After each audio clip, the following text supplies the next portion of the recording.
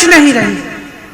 कभी कहते हैं कि आपके लिए बिजली मुफ्त दिलवाएंगे, पेयजल मुफ्त दिलवाएंगे, और फिर 5 साल बाद आपको पता चलता है कि कुछ नहीं हुआ।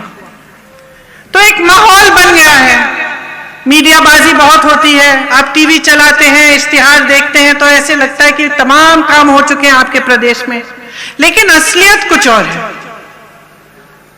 तो आज आपके सामने खड़े हुए मैं आपसे ये आग्रह करना चाहती हूं कि आप अपने अनुभव पर, अपनी परिस्थितियों के आधार पर अपना वोट दें, क्योंकि ये वोट आपका है।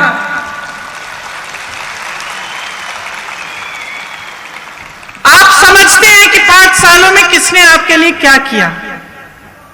भाजपा बड़े बड़े नेता यहां आए, हिमाचल में मैं देख रही थी कुछ दिनों पहले, उन्होंने कि कांग्रेस आपको स्थिर दे ही नहीं सकती। आजादी से लेकर अब तक सबसे स्थिर सरकारें किसने दी है?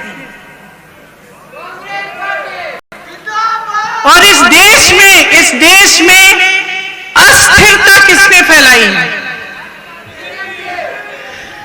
सरकारों को गिराने वाले कौन हैं?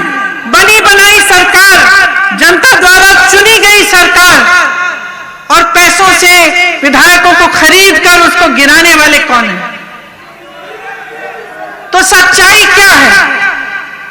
सच्चाई आपके सामने है। इस प्रदेश को जब बनाया गया तो सबने इंदिरा जी से कहा यह प्रदेश चल नहीं पाएगा। इंदिरा जी ने आपके भरोसे इस प्रदेश को बनाया। यहां जो बुजुर्ग बैठे हैं उन्होंने ये प्रदेश बनाया, यहां के कर्मचारियों ने ये प्रदेश बनाया, यहां के नौजवानों ने ये प्रदेश बनाया। और पूरा भारत देश आज देखता है कि अगर सबसे शिक्षित नौजवान है तो हिमाचल के हैं, सबसे सक्षम है तो हिमाचल के हैं, सबसे जागरूक जनता हिमाचल की है। तो इस जागरूकता को आप कभी मत बुझाइए, इसे जीवित रखना आपकी सबसे बड़ी जिम्मेदारी है। पिछले 5 सालों की स्थिति देखिए, हिमाचल प्रदेश 70,000 करोड़ के कर्ज में है, 70,000 करोड़ के कर्ज में है। यहां की 30 लाख नौजवान की आबादी है, तमाम नौजवान पढ़े लिखे हैं। आपने मेहनत की, अपने बच्चों को पढ़ाया लिखाया कि उनका भविष्य बने।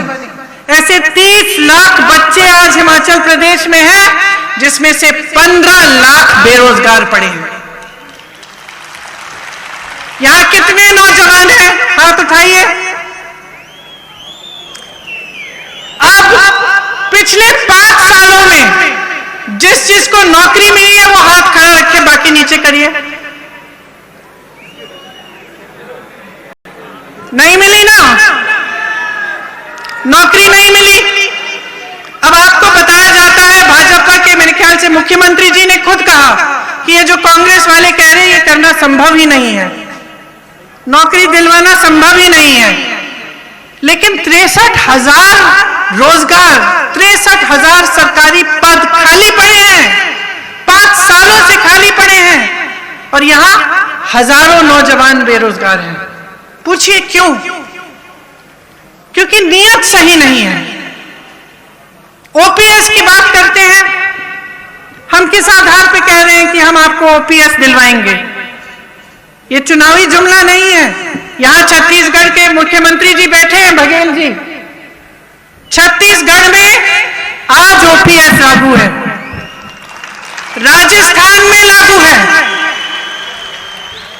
भाजपा के नेता, बड़े से बड़े नेता कहते हैं कि अर्थव्यवस्था में पैसे ही नहीं है इसके लिए। तो फिर मैं उनसे पूछती हूं कि उनके जो उद्योगपति मित्र हैं बड़े बड़े, उनके कर्ज माफ करने के लिए लाखों करोड़ रुपए कहां से आते हैं? अगर इस देश के कर्मचारी के लिए आपके पास पैसे नहीं है कि उसका जीवन सुरक्षित रहे, कि पूरे जीवन देश